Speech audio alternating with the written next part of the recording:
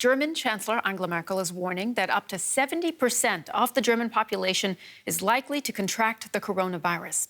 As Germany reported its third death from the disease, Merkel said the country must do everything it could to slow the virus's spread and prevent the healthcare system from being overwhelmed. She called on people to show solidarity with the elderly and those with underlying illnesses who are most likely to die if they become infected. Merkel said efforts were also being made at the European Union level to contain the disease and stop the economic fallout.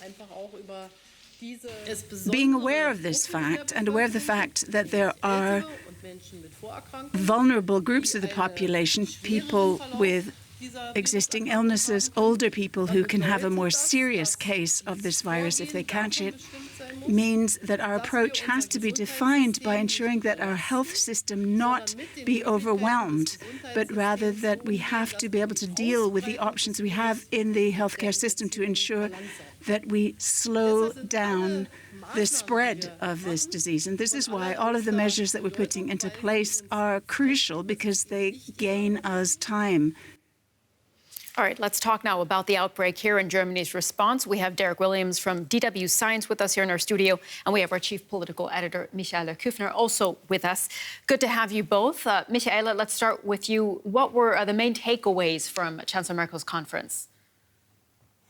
Well, first of all, that she herself mapped out really the extent of this crisis and how serious the situation is, calling on solidarity here in Germany, also stressing that there should be a European response. She reported from a conference call that there had been between the EU member states on how to respond, some 25 billion euros potentially on the table there. And most strikingly, she was pretty much word by word echoing the expert advice she's receiving with the scientists sitting there in that press conference as well, warning everyone that this crisis is only just beginning, but also calling on the responsibility of local authorities and every individual there.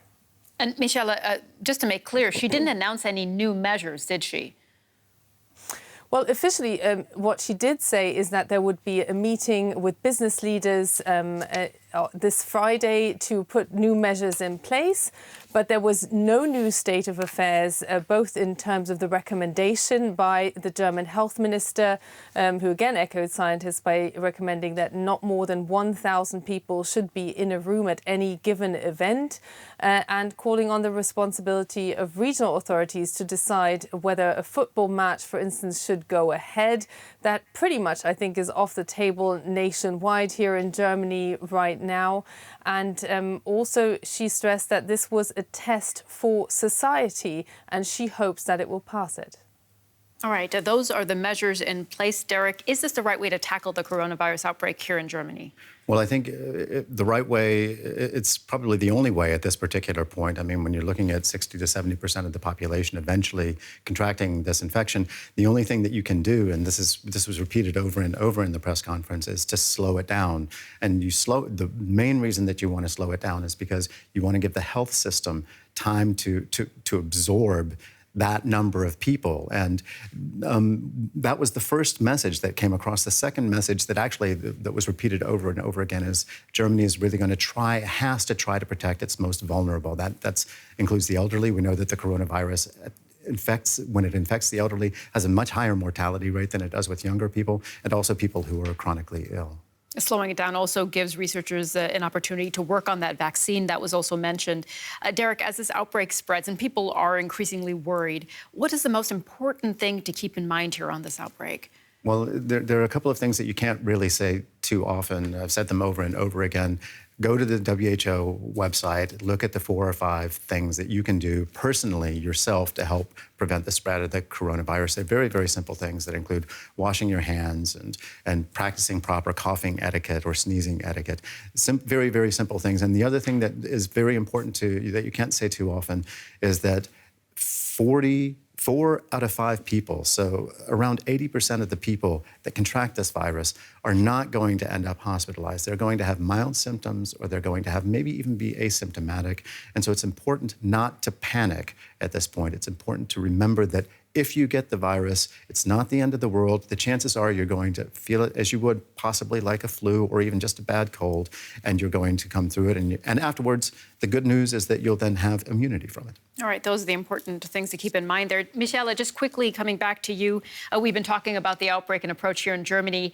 Can you tell us what the Chancellor said about what's being done on the European level? Well, she said that Europe would want to act together. Then she got a specific question from an Italian journalist, which was rather interesting, asking what that solidarity could mean in concrete terms, whether Germany would send doctors, would send supplies. And the response from Angela Merkel was that this indeed was a stress test for all health systems, and that Germany would look into what it can responsibly do. So it's a very interesting moment in time here, with so many European states not knowing yet how big the force will be with which this virus will hit the own health systems. But what is clear is that money will be on the table, that there will be a lot of compensation for businesses across the European Union, but there were still at the beginning of what is clearly a political learning curve for politicians and for all of us as society. Our chief political editor, Michele Küffner, and Derek Williams with us here in studio. Thank you both very much. Well, as we have heard, Italy is the worst hit country in Europe. The leader of the northern region around Milan has called for stricter measures to be imposed to halt the virus. That appeal coming from Attilio Fontana, as the number of dead increased to 631 and infections exceeded 10,000. Fontana is calling for public transport in the north to be completely suspended. Italy is in the second day of a nationwide lockdown. Rome on lockdown. Its streets unobscured by the usual hordes of tourists. The shutters came down at 6 p.m. as bars and restaurants closed in accordance with new measures to stop the spread of the coronavirus. The message is simple: stay at home. It's advice Italians are taking seriously after the number of confirmed cases of COVID-19 topped 10,000 and the death toll rose above 600. In Florence too, the normally bustling streets were unusually quiet. And for some, the financial consequences of the nationwide lockdown are already beginning to bite. From around 140 plates a day, we've gone down to 25 plates this afternoon. We've decided to stay open to see if we can do something, even if it's a small thing. We have employees and rent to pay, and a loan. Meanwhile, there's trouble with the neighbours. Slovenia has closed its border to Italy, while Austria has banned incoming journeys by train and plane. Moves criticised by French President Emmanuel Macron. We don't want things to get out of proportion. Why? Because it needs to work, and because it's only the beginning of this epidemic. And if we take disproportionate measures, they'll be unsustainable in the long run, and that's counterproductive. I sincerely believe that these are bad decisions. European coordination is much more efficient. For David Sassoli, European coordination means working from home. The Brussels-based president of the European Parliament is in self-isolation after a visit to his native Italy. Back in Rome, the president of the Italian Football Federation said that the season, already suspended, could be abandoned as the coronavirus affects every pillar of Italian life. OK, let's look now at some other coronavirus developments around the world. There is good news from China, which has officially reported its lowest number of infections since the outbreak started there. In Wuhan, the epicenter of the outbreak, workers in key sectors are due to go back to work. But elsewhere, infection rates are still increasing. In the U.S., there are now more than 1,000 confirmed cases. The National Guard has been deployed to a New York suburb that's been quarantined. Greece is shutting schools, universities, and daycare centres for 2 weeks. And in the UK, a health minister has announced that she has tested positive for the virus. Well, it was widely reported on Tuesday that South Korea's outbreak was waning, but now a new cluster of infections stemming from a call center in the capital, Seoul, is causing concern. So far, 93 people have tested positive among the center's employees and their families. Before that news, correspondent Frank Smith sent us this report from Seoul on how paramedics are dealing with the suspected cases.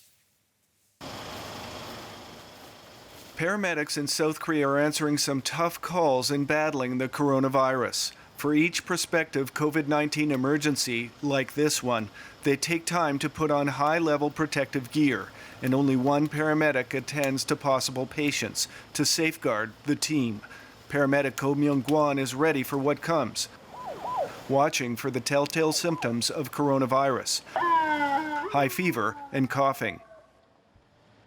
COVID-19 calls are difficult to respond to because we still don't have a clear idea of how to distinguish an actual case from a false alarm. Even if a person hasn't traveled overseas but is running a fever, we still have to assume the worst because there's an outbreak in the community. 3 hospitals in Seoul have suffered clusters of the outbreak, closing their emergency rooms. Other hospitals are at times unavailable because they're overcrowded. When transporting possible coronavirus patients, ambulances in Seoul sometimes travel long distances. South Korea's CDC and Emergency Command Center route paramedics to designated hospitals with space in triage and a negative pressure isolation room, which has special ventilation to prevent the spread of the virus. After each call, the ambulances are thoroughly disinfected and their interiors sealed to ensure they're virus-free. If I ever get infected, I'm confident that I would eventually recover, given my young age. But I live with my parents, and they are older, so I'm most worried that I might pass it on to them. And there are no guarantees that they could receive the treatment they need in a timely manner, because emergency services are so overstretched right now. The medics at the ambulance center are required to live in isolation, eating alone at separate times and maintaining social distancing. Still, team members say that morale has remained good. We work in a field that values teamwork above all else, so pulling in an extra shift and going out on another call is simply a part of our job description. If they needed us to put in more hours, we simply kept our head down and worked hard instead of fretting about it. It looks like there will be no let-up in work. Ko Myung-kwon has just been dispatched for a week with more than a dozen colleagues to Daegu, the epicenter of South Korea's coronavirus outbreak.